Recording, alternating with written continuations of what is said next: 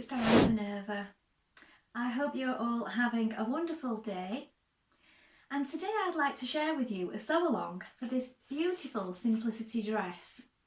So it's pattern number 9122, and I love the way that she's got it layered up on the front cover here, and she's wearing it with sort of an autumn look, which I think is really nice. So today we're going to be making this dress as a sew along, and we're going to be making version A right here, which is the dress version, and we're going to be using this Minerva exclusive range viscose chalet in expressive butterflies.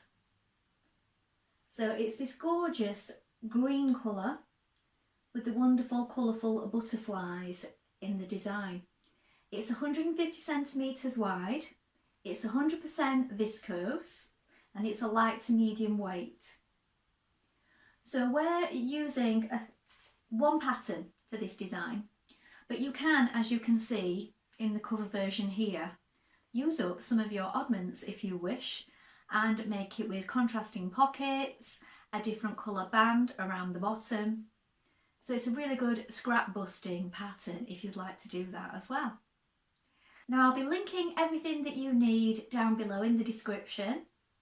So should you wish to sew along, you will require the simplicity pattern, the viscose chalet in expressive butterflies, a matching thread and some bias tape. Now before we begin, why not take a look at the Minerva Craft Club. With the Minerva Craft Club, you get 10% off all your orders for a whole year, so that's a really good deal, and that will include anything that you buy with us today. You can also create a free account. Now, with a free account, you can connect with our wonderful sewing community of like-minded sewers from all over the world. You can share all your projects, ideas and inspiration in one place.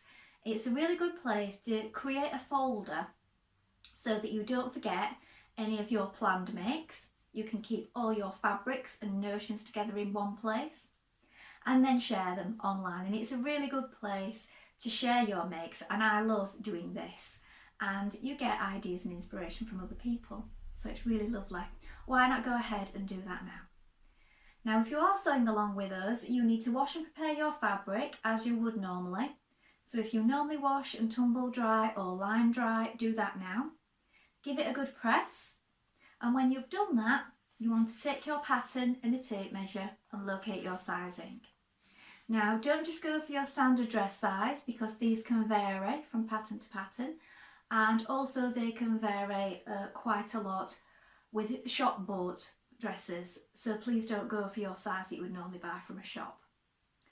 So check your sizing before you begin, and when you're happy that it corresponds with one of the sizes here, you're ready to go and cut your pattern pieces.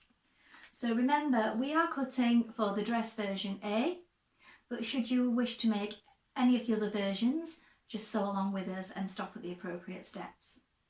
So let's go and cut our pattern pieces now. So here we have our pattern pieces. So this is your front piece for versions A and B.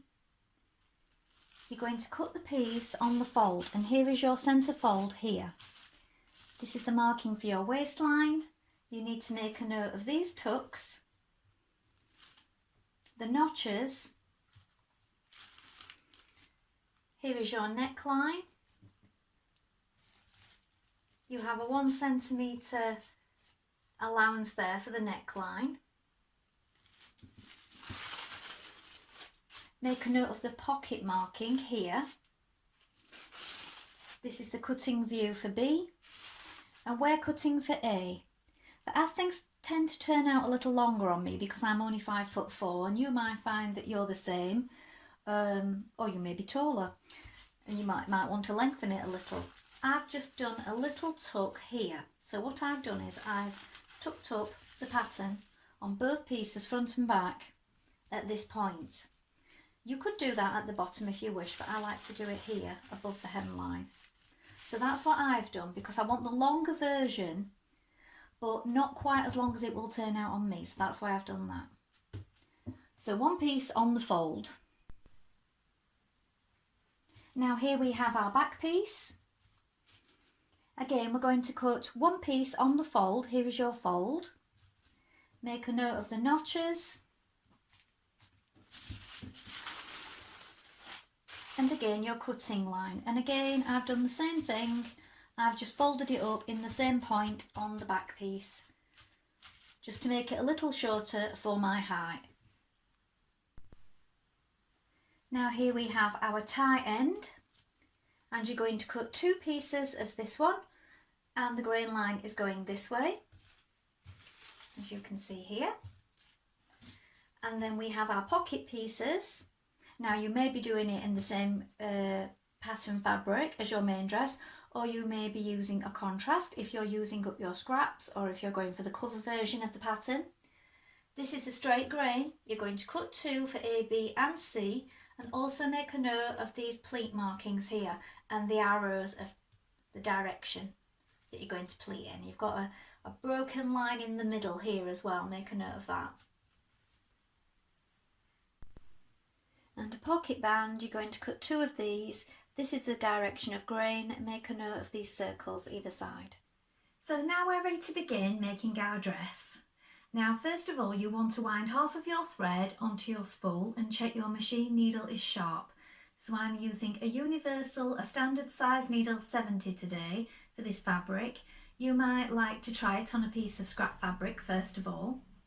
Then we're going to take our front pieces and we're going to do a line of stay stitching along the neck edge.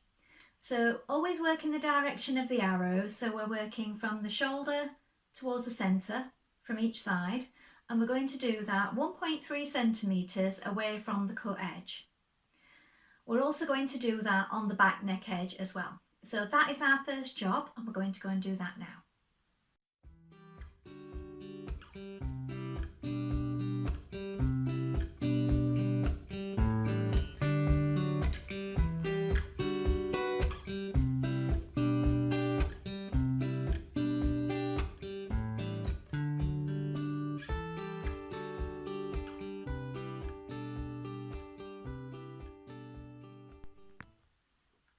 Now we're going to make our pleat in our pocket. So we're going to bring these two broken lines together and stitch.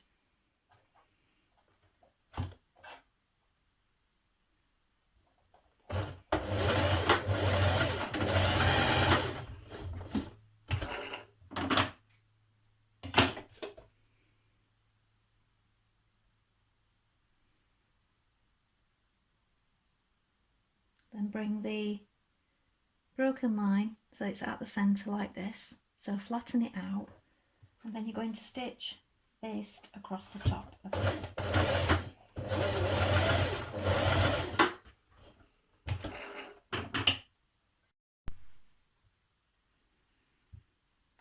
Now with the right side of your band, you're going to place it on the wrong side of your pocket. Now you want to press under 6mm,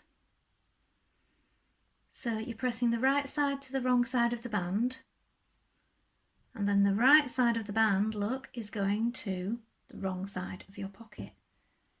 And when you pin that in place, you're going to stitch that with a 6mm seam along this top raw edge here.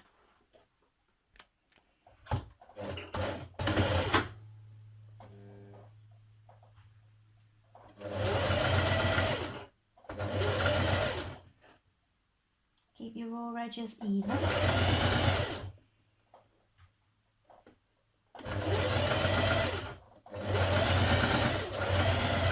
When you've done that, you're going to press that band outwards and press that seam up towards it. Now you're going to press this pocket band, look, here, back towards the front of the pocket, so that you're hiding this stitching. And then when that's all lined up and even, you're going to stop stitch along here. So you can do that close to the edge.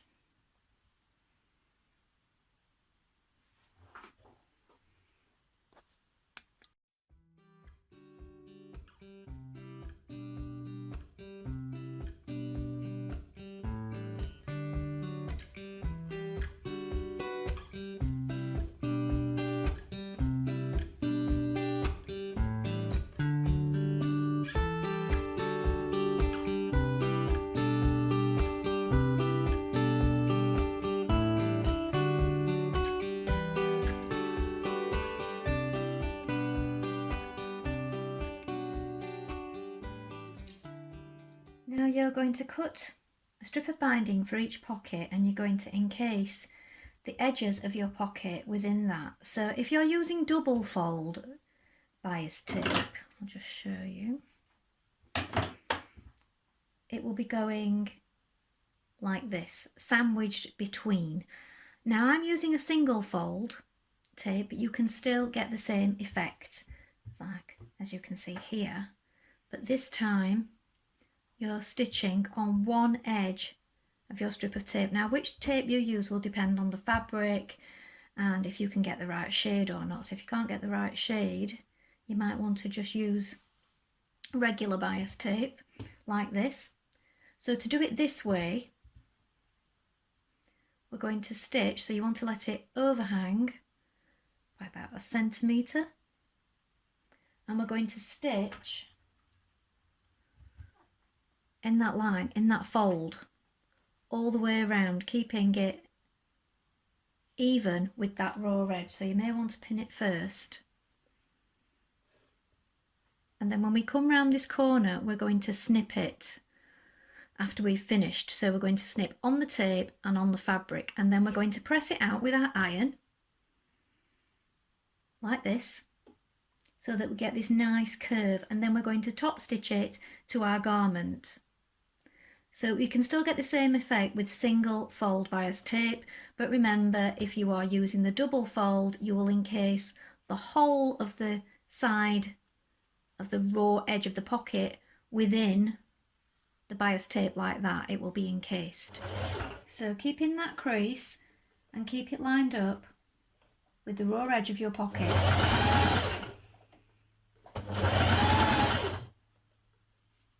And allow a little bit of the bias tape. So keep that quite loose as you're coming around the edge, because you want to have a little bit of give in it.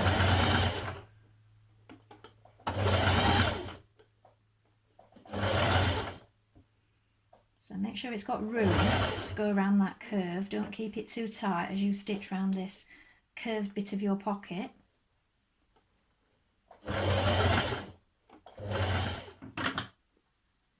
Now snip around that curve without snipping into your stitches.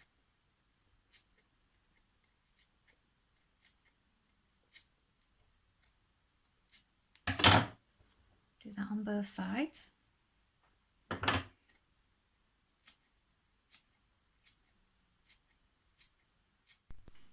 Now you're going to pin your pockets to your dress front.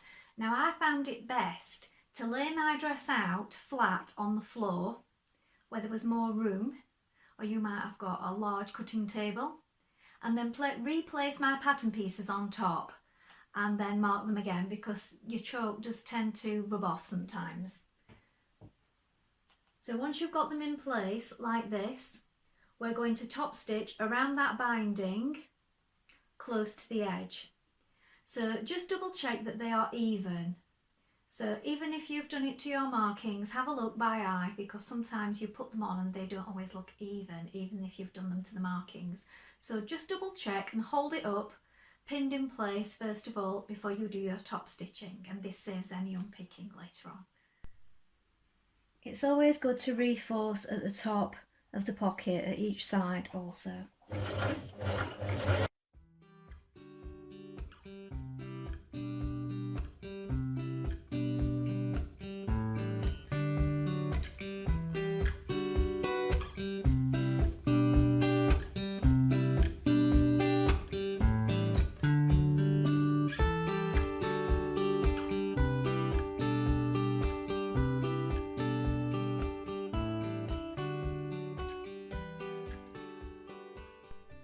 Now to create your tie end, you're going to take one of your tie pieces, press in one end, then fold the whole thing in half lengthwise and press it in half all the way along that length, and then you're going to press both raw edges in towards that centre fold, and then you're going to fold it again. And that will create this double folded piece. When you've done that, you can stitch all the way down that close to the edge, and this will create both of your ties.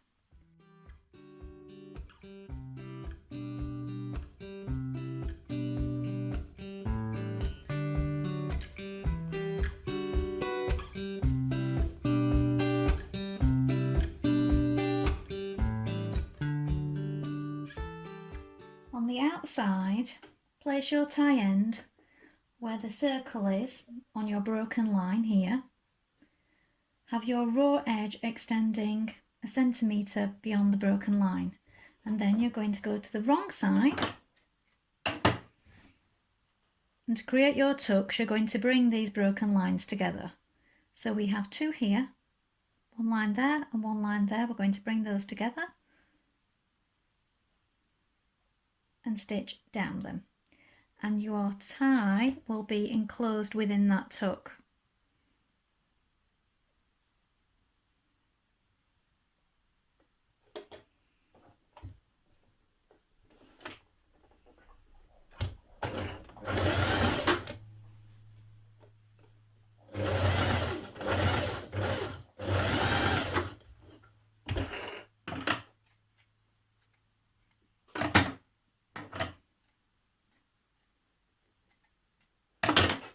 Then do the next one. So here's my next set of broken lines here.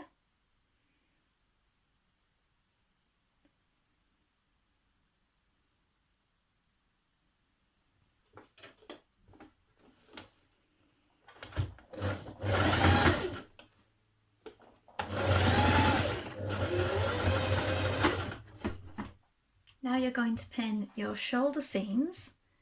So place your front on top of your back with right sides facing and pin at the shoulder matching your notches. Now when you've done this you can edge finish your shoulder seams, or you can add more bias tape to cover up that seam on the inside. I'm going to overlock mine today. If you wish to bias tape the shoulder seams and around the armholes, you will need additional bias tape. So I will link in the amount that you will require to add the bias tape at all the points where it's recommended in the description below. Now you're going to pin your bias tape all the way around your neckline, making sure that you cover your stay stitching. So you're going to be stitching in this line. So what I've tried to do is line up that crease there with my stay stitching all the way around. So either do that or make sure it's just inside. And where your binding meets here, you want to overlap it. So fold the underside in here, look, and then this one will lap over the top when you've stitched it all the way around. Now we're going to stitch that in place.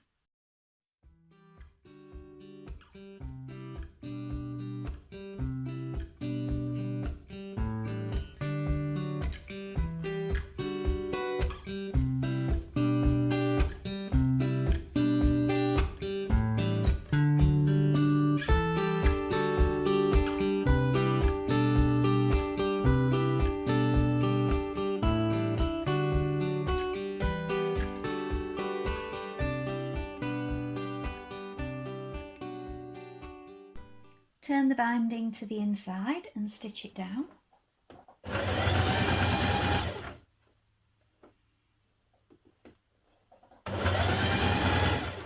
In your bias tape, 1.5 centimetres from your armhole edge here, and we're going to stitch this in place now.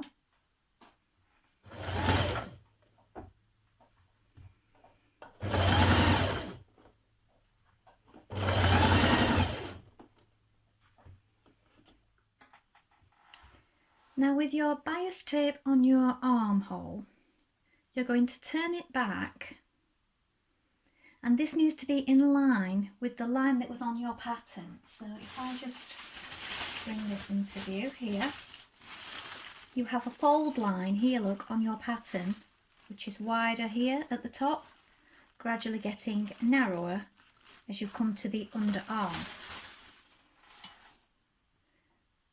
So fold it back and pin it at that point, and then what you're going to do is you're going to baste it down, and then you're going to top stitch, or you can do it from the bias binding side if you wish. And once you've done it once, 6mm on the inside of that, you're going to top stitch it again, so that you've got 2 rows of stitching on the outside here, gradually getting narrow as it goes under the arm. So I'm going to do that now.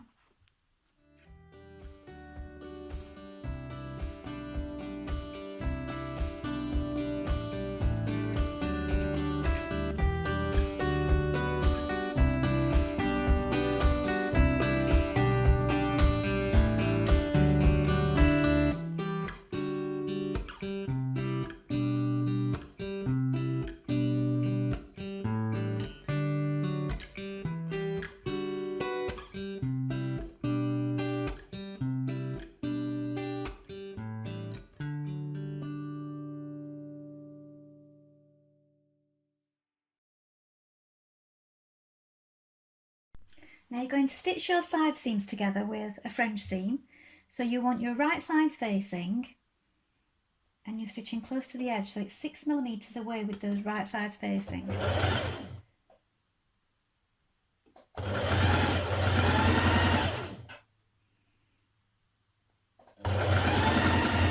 So it's a very small seam, and then we're going to be trimming close to those stitches as well. Now turn your garment through to the inside, and you're going to stitch down that seam allowance, and this encloses your raw edges here.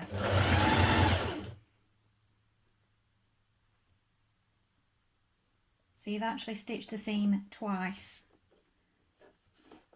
and there's no need for any further finishing then, because all your raw edges are hidden. So I will be linking in some of our Minerva labels, say hashtag Minerva Maker on the back. Now if you wish to add it at the central back neck, you need to fold the back neck in half and add a pin there. And what you can do is, if you're adding it at this point, you can add it beneath the binding if you wish. So I've already added my binding when I was showing you how to do that, but if you want to add it there, you would pin it in position and then stitch the binding over the top. Alternatively, if you don't want to do that, you could fold it over and stitch it in there like this on top, or you could add it into a side seam. So it's up to you where you place the label, and I will link those in the description below. It's a 3.2cm hem allowed on this pattern, and I'm doing a double fold hem on the bottom of mine like this.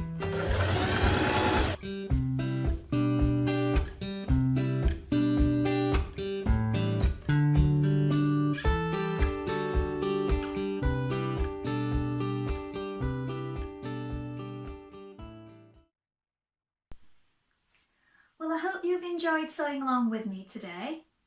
I've enjoyed making this dress, and I think this would be fabulous for using up all those scraps. So why not take a look in your stash and see what you can add to it, or maybe you'd like to make it in this fabric like I did today. It's a super versatile dress, and I think it will be great for layering up with lots of tights and long sleeve t-shirts and scarves like the one in the image here. Lots of ways you can play around with your fabrics for this one. A really super choice. Remember to like and follow Minerva to get more video content like this every week. Do you like what I'm wearing today? This is another viscose chalet, and this one is available in 4 colours, so I'll link that below in case you're interested. And the pattern I use for this one has a little tie at the bottom, as well as these floaty sleeves. Is this one, another simplicity pattern, and it's 8601. So I'll link that below also. Well, that's all for today, but I hope to be back with another sew along really soon. Thank you so much for watching. Bye for now.